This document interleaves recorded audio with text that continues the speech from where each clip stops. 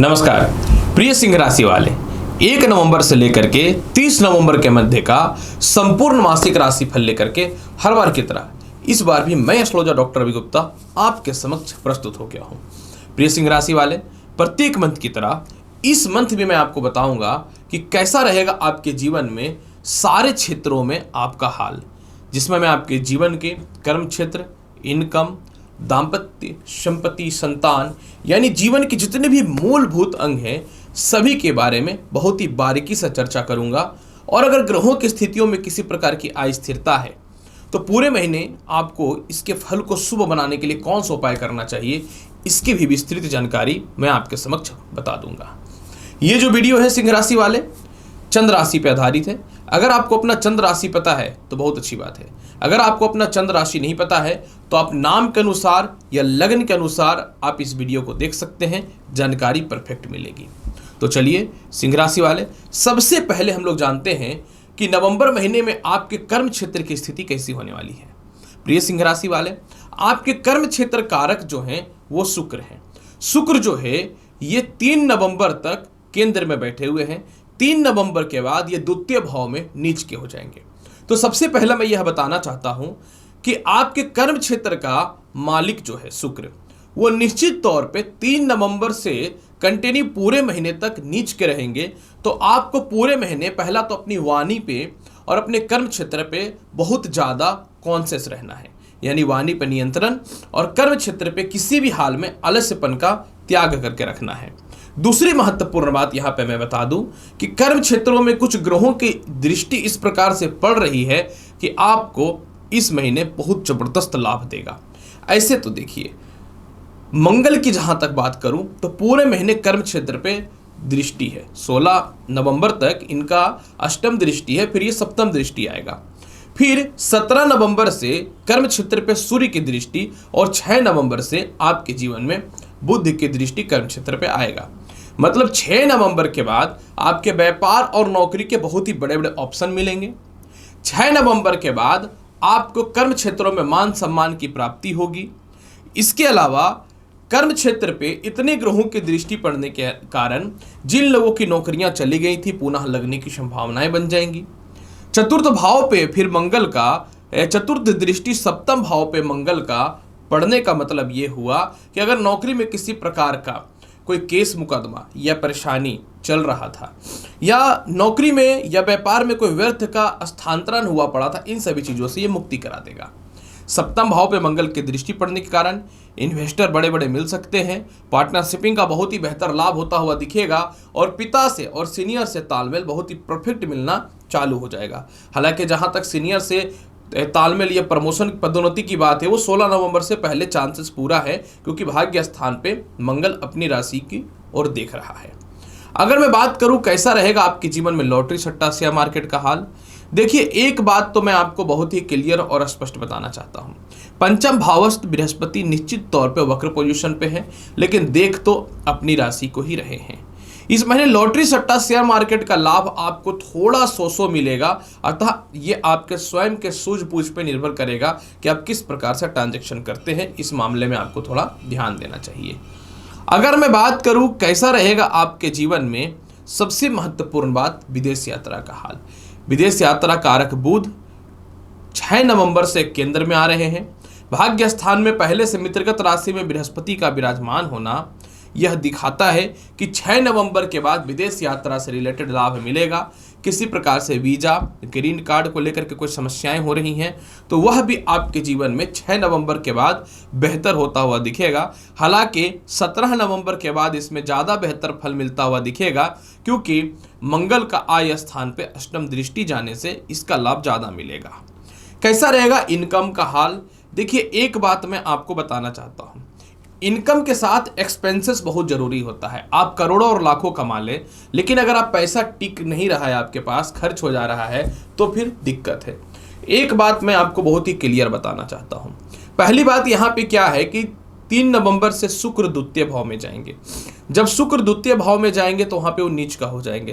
द्वितीय भाव आपके धन संचय का होता है, आपके राज्य और ख्याति का होता है, और ये सभी चीजें धन से ही होती हैं।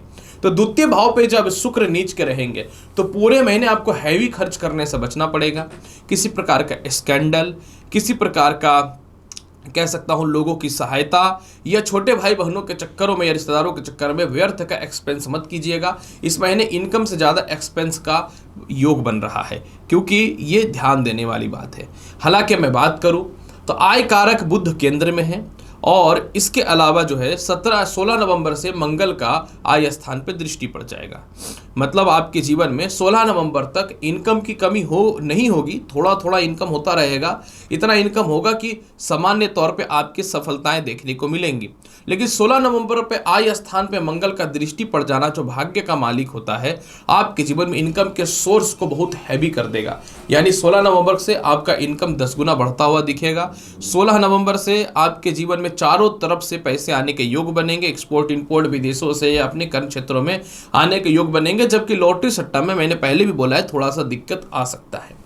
देखिए, मैं बहुत ही क्लियर और स्पष्ट बताता हूं वैवाहिक जीवन को लेकर के। सप्तम भाव पे अगर मैं बात करूं तो शनि वक्री था, अब 4 नवंबर से ये मार्गी हो जाएंगे। अपनी राशि में शनि का मार्गी होना निश्चित तौर पे कुछ हद तक दाम्पत्य जीवन को तो पहले से ठीक करेगा, लेकिन 16 नवंबर से मंगल का चतुर्थ भाव पे दृष्टि आ जाएगा और सप्तम भाव पे बन जाएगा अंगारक 2 और द्वितीय भाव में रहेगा शुक्र नीच का केतु के साथ। तो इस महीने मैं बहुत ही क्लियर बताना चाहता हूं कि आपको पूरे महीने दाम्पत्य जीवन में थोड़ा क्लेश और मतभेद देखने को मिल सकता है। जीवन साथी से मतभेदता या जीवन साथी से बहस हो सकता है। इसके अलावा जो है जिनको डाइवोर्स लेना है या जिनका सेपरेशन ऑलरेडी पड़ा हुआ, अगर कोशिश करेंगे तब तो मिल जाएगा मंगल और शनि के कारण। लेकिन जिनके जीवन में वैवाहिक जीवन को लेकर के थोड़ी सी असमंजस या दिक्कतें हैं, तो मैं बोलूँगा पूरे महीने अपने वैवाहिक जीवन को बेहतर बना करके रखिए, तो आपके लिए बहुत ज़्यादा बेहतर रहेगा।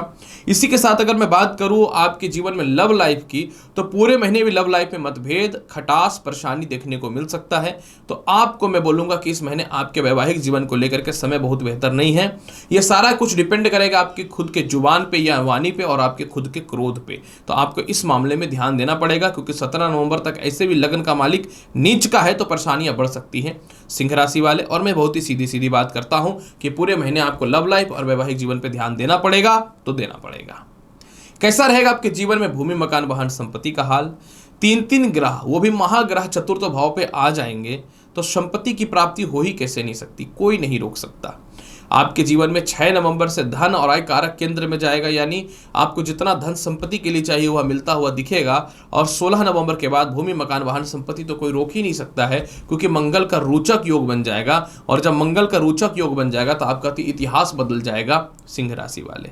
यानी आपके जीवन में 16 नवंबर का भूमि, मकान, वाहन, संपत्ति का लाभ है। अपने भौतिक सुख दौर के लिए गैजेट्स परचेज कर सकते हैं। काफी समय से घर वगैरह खोज रहे हैं, खुद की परचेजिंग के लिए मिल नहीं रहा है, तो उसमें भी लाभ देना आपके जीवन में बढ़ता हुआ दिखेगा सिंह राशि वाले। इसके अलावा सिंह राशि वाले कैसा रहेगा आपके जीवन में शिक्षा और संतान का हाल? देखिए, संतान कारक बृहस्पति भाग्य स्थान में है और 9वीं दृष्टि से देख रहे हैं, जो अकॉर्डिंग ज्योतिष शास्त्र के अनुसार बहुत ज्यादा शुभ है।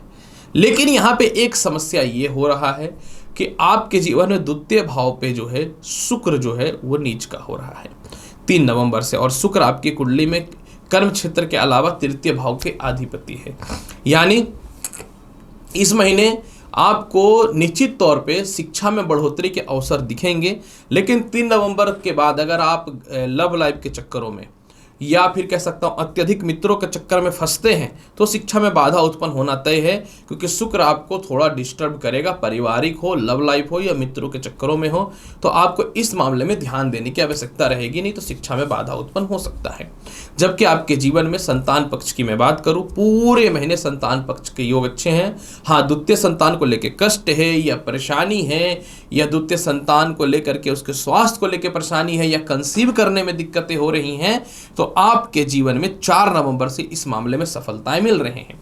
यानी आपके जीवन में सिंह राशि वाले पूरे महीने जो है संतान सुख और शिक्षा में जबरदस्त बढ़ोतरी है। बस अपने पर्सनल लाइफ पे ज्यादा फोकस अगर करते हैं, खास करके लव लाइफ या मित्रों पे, तो शिक्षा में दिक्कतें हो सकती हैं। जहां तक बात करूं आपके जीवन में उच्च शिक्षा का, तो निश्चित तौर पर योग अच्छा है। कहीं अच्छी जगह पर एडमिशन वगैरह कराना चाहते हैं तो 16 नवंबर के बाद इन चीजों में भी सफलता मिलना तय है। केस मुकदमा और व्यर्थ की जो परेशानी पड़ी हुई है उसका सॉल्यूशन जो है 4 नंबर से आपके जीवन में निकल रहा है। 4 नंबर से इस प्रकार की समस्याओं से जो आप बाहर निकल रहे हैं। स्वास्थ्य की जहां तक मैं बात करूं तो 3 नवंबर के बाद थोड़ा सा गले से रिलेटेड, हल्का चेस्ट से रिलेटेड समस्याएं देखने को मिलेंगी, तो आपको इस पर विशेष ध्यान देना चाहिए। अगर मैं बात करूं कैसा रहेगा आपके जीवन में, कुछ हद तक जो है ससुराल पक्ष या फिर केस मुकदमा का हाल, तो 100% आपके जीवन में 4 नवंबर से इसका निपटारा हो रहा है। उपाय के तौर पे क्या करना चाहिए? उपाय के तौर पे सिंह राशि वाले पूरे महीने माता लक्ष्मी चालीसा का पाठ करिए और गायत्री मंत्र का पाठ करिए। देखिए पूरा महीना आपका बहुत ही बेहतर जाएगा सिंह राशि वाले। तो प्रिय सिंह राशि वाले, कैसा रहेगा नवंबर का महीना आपके जीवन में संपूर्ण तौर पर मैंने बता दिया। तो आपको उम्मीद करता हूं कि बताई गई जानकारी से संतुष्टि मिली होगी। चैनल पर नए हैं तो लाइक करिए, शेयर करिए, सब्सक्राइब करिए। मिलता हूं अगली वीडियो में और महत्वपूर्ण और ज्ञानवर्धक जानकारी के साथ। तब तक के लिए नमस्कार, अच्छे से रहिए, धन्यवाद।